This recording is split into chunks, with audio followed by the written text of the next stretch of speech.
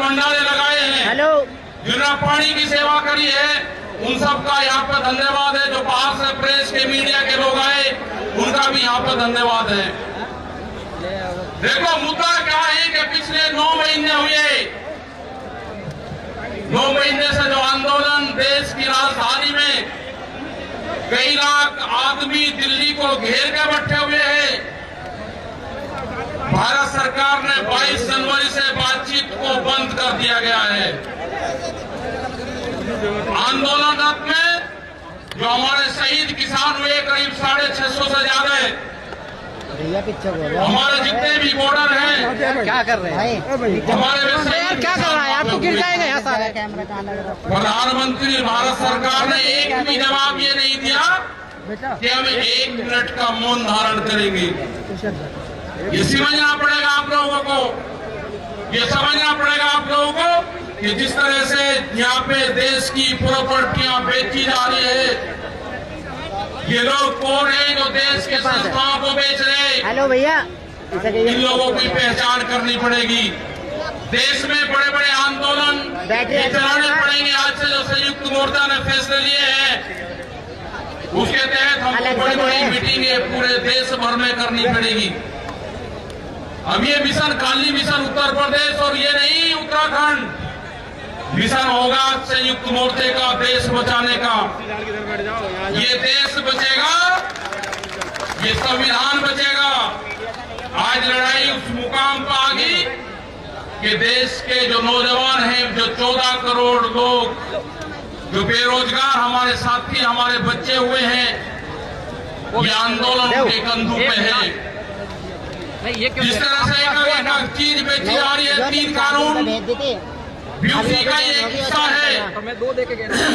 पहला है कि यहाँ पे रेल और हवाई जहाज और हवाई अड्डे बेचे जाएंगे। किसने परमिशन दी? किसकी ताकत है कि देश की प्रॉपर्टियों को बेचोगे? आपने घोषणा पत्र में नहीं लिखा, देश की जनता को धोखा दिया। धोखा नंबर 1 ये है LIC, जो बड़ी कंपनी देश की, बैंक, ये सब बिखरे हैं। इनके खरीदार कोई और नहीं है, खरीदार अडानी और अंबानी है। ये बिखरे हैं सब।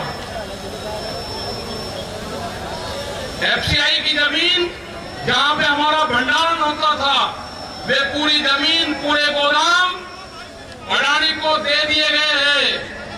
पूरी FCI के जो गोदाम है अडानी के कब्जे में है।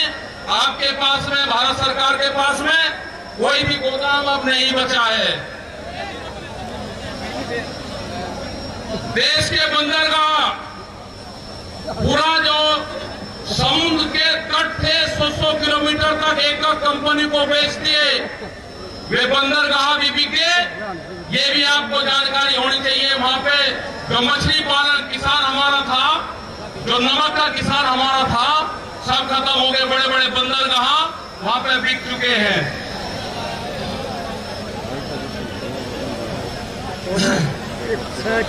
ये जल को बेच रहे हैं।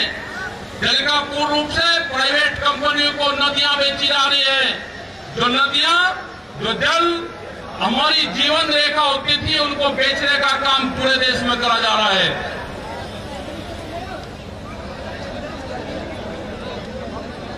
ये इंडिया ऑनलाइन सेल, मतलब कोई भी कीमत किसी भी चीज की लगा सकता है। भारत बिकाऊ है, ये भारत सरकार की पॉलिसी है।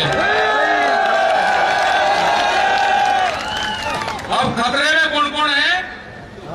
ONGC, BPCL, इस्पात, शिक्षा, प्राइवेट जो चिकित्सा हो रही है, और देश के संविधान भी खतरे में है। जो बाबा भीमराव अंबेडकर का संविधान था, वो भीड़ में बताया जा रहा है। हम उसको भी बता रहे हैं कि बाबा भीमराव अंबेडकर का संविधान भी खतरे में है, उसको भी बचाना है।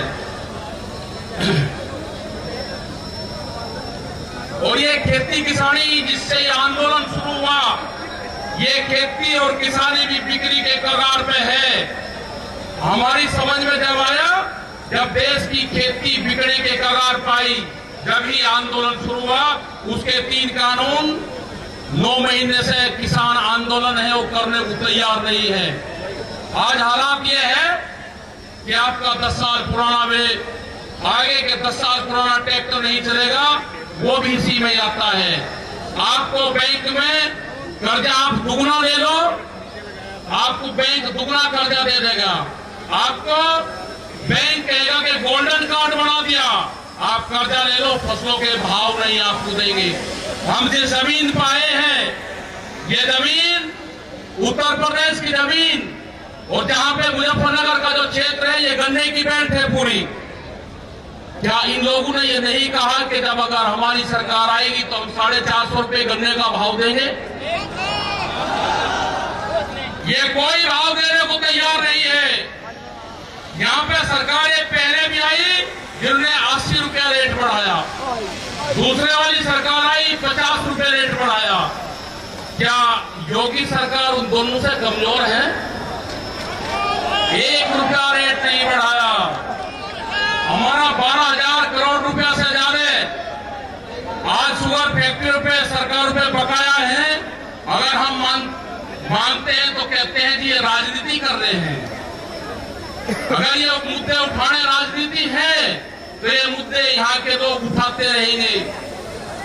हमें बहुत तरह के एलिगेशन लगाए गए। हम 9 महीने से वहां पे हैं, आप लोगों के बीच से वहां पे गए, आप बहुत जिम्मेदारी के साथ में वहां पे छोड़ गए। पूरा संयुक्त मोर्चा दिल्ली के चारों तरफ है। हम घर नहीं जाएंगे, मुजफ्फरनगर में भी आए तो सिर्फ संयुक्त मोर्चे की मीटिंग में इस मैदान में आए। इस मैदान से बाहर मुजफ्फरनगर की जमीन पे पैर नहीं रखेंगे।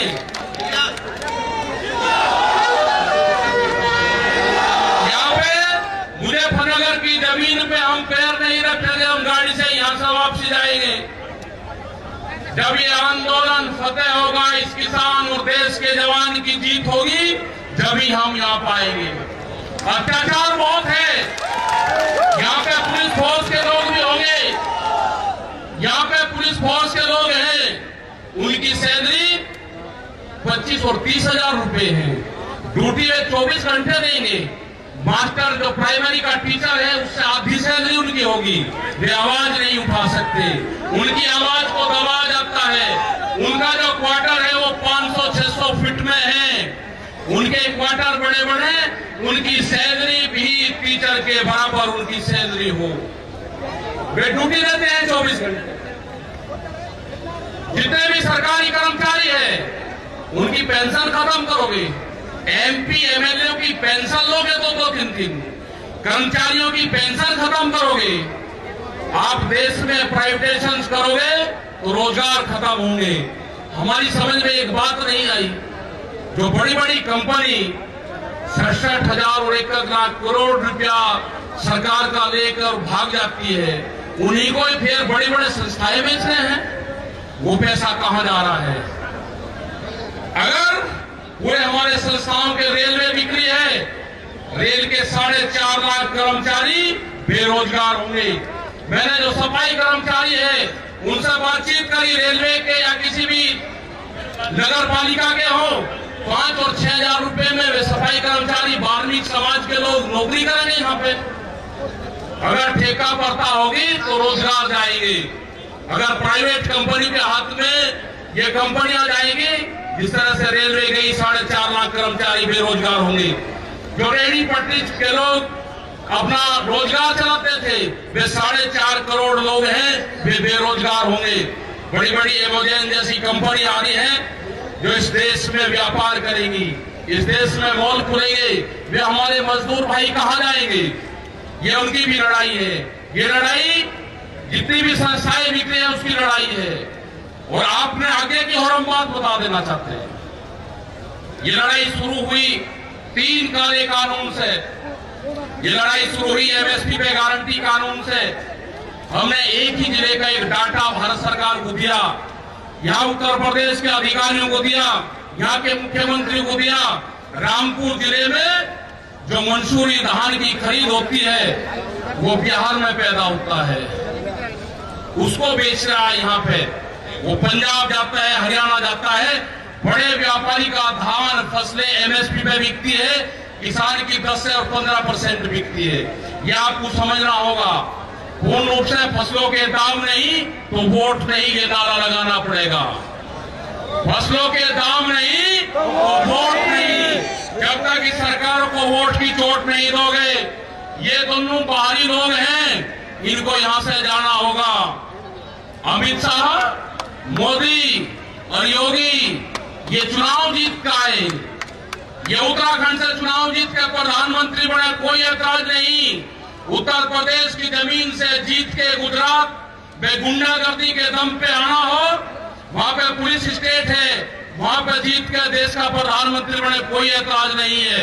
लेकिन उत्तर प्रदेश की जमीन पे ये दंगा करवाने वाले लोग हैं, इनको यहाँ पे बर्दाश्त यहाँ की जनता नहीं करेगी। ये मिशन जो संयुक्त मोर्चे का है, ये तय हो चुका है। और हम वो 28 तारीख की याद आप सबको याद होगी, वो 28 तारीख की याद भी याद कर लेना। वहां पे ना मुसलमान बचना था और ना सरदार भाई बचना था और ना देश का किसानी झंडा बचना था। उस रात को देश में आंदोलन का कत्लेआम होता, उसके बाद में देश में कोई आंदोलन नहीं हो सकता था। वे 148 लोग वहां पे थे और 8000 की पुलिस और गुंडे के तत्व पे वहां पे कब्जा करने की नीयत थी। लेकिन वे 72 लोग वहां पे थे जो 20 मिनट के बाद ही जो वहां से घोषणा हुई, वे 20 मिनट बहुत महत्वपूर्ण थे।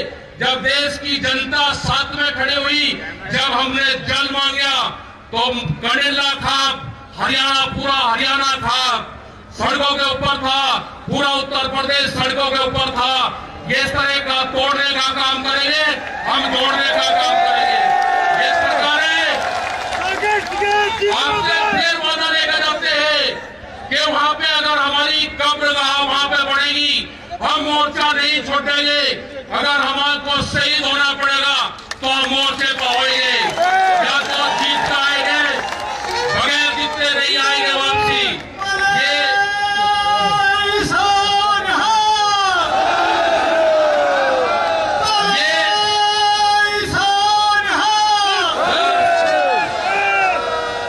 इस तरह की अगर सरकारें देश में होंगी तो ये दंगे करवाने का काम करेगी।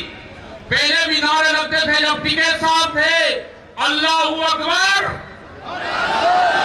अल्लाहू अकबर, ये नारे लगते थे। हर हर महादेव और अल्लाहू अकबर के नारे इसी धरती से लगते थे।